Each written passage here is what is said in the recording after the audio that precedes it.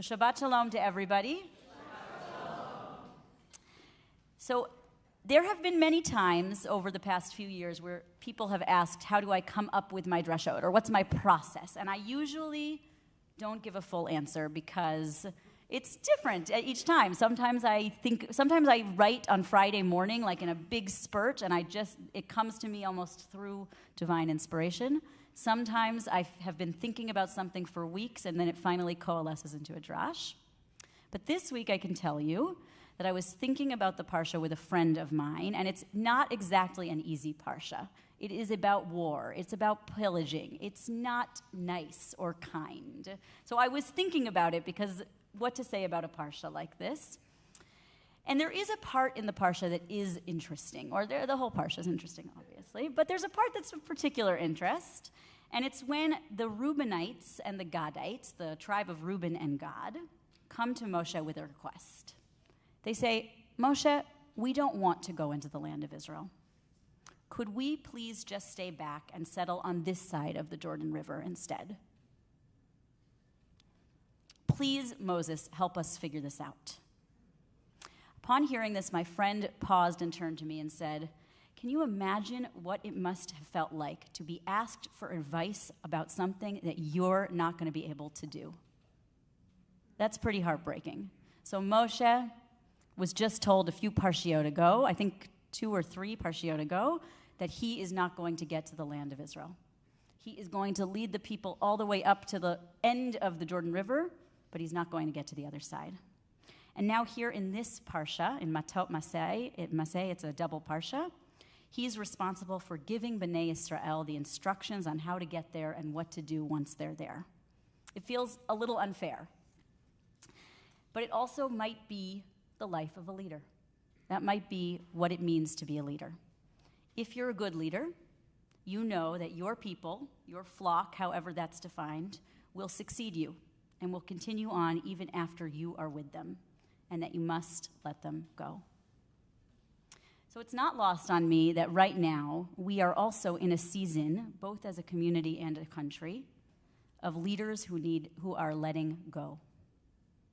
2 weeks ago, Joe Biden wrote the country a letter saying he would not be seeking re-election.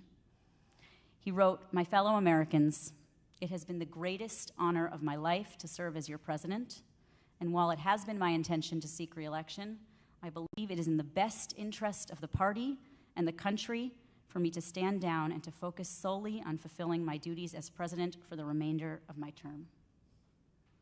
What an honorable, humble, and heartbreaking letter. CBST is also going through a time of transition.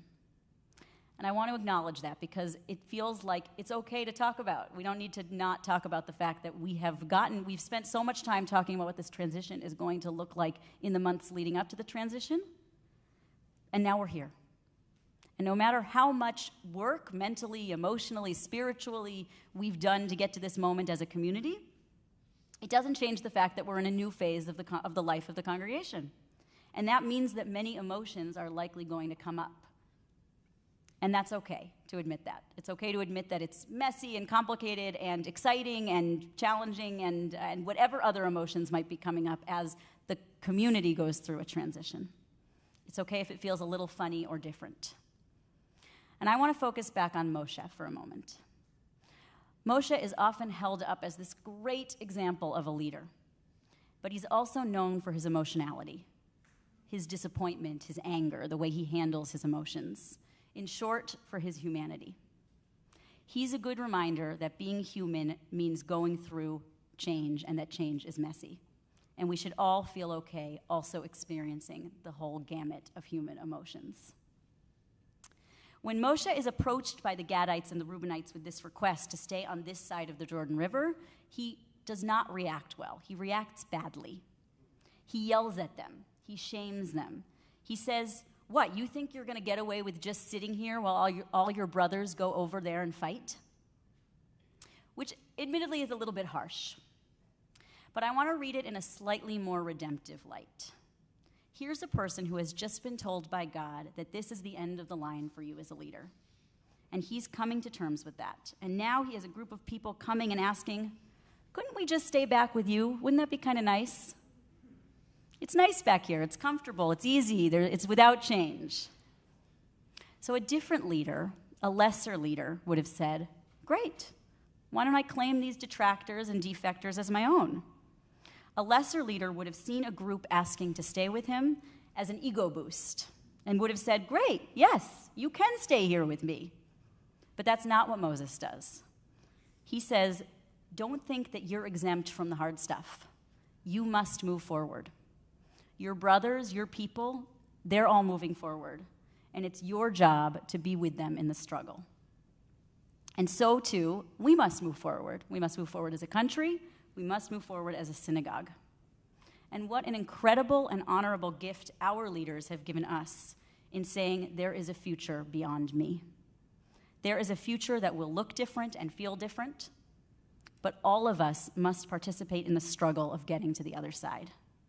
Do not think that you are exempt from being with your people and helping everyone continue onwards. This week is a double portion, Matot-Masei. Matot means tribes. We get a breakdown of each of the tribes and where they'll go once they're in the land of Israel. And Masei means journeys. Because we have started the part of the Torah where we begin to look back, to recount all the places we've been together. Here are all the trials and tribulations and successes that we've had as a people. We're about to enter the book of Devarim. Next week will be the start of the last book of the Torah, the book of Devarim.